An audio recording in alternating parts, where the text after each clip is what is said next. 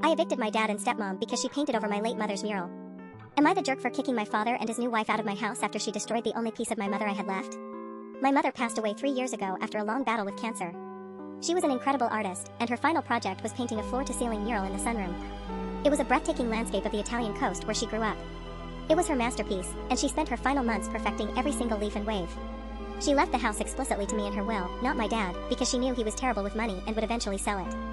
6 months ago, my dad married Linda, a woman 20 years younger than him who has always been jealous of my mother's memory.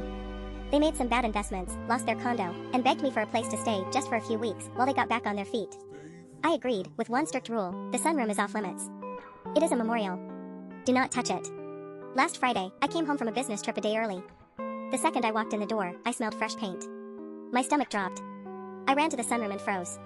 Linda was standing on a ladder with a paint roller, covering my mother's vibrant, beautiful mural with a thick coat of agreeable gray. She had already destroyed half of it. I literally fell to my knees and screamed and cried. Linda looked down, completely unbothered, and said, "Oh, you're home early. Look, the mural was just too busy." It clashed with my furniture, and it felt a little gloomy keeping a shrine to an ex-wife. We needed a fresh start if we are going to live here. My dad walked in eating a sandwich and actually defended her. He said, "Honey, Linda needs to feel at home too. It's just paint. You can hire someone to do a new one." I didn't say another word. I grabbed their suitcases and threw them onto the front lawn. I told them they had 10 minutes to get off my property before I called the police for trespassing.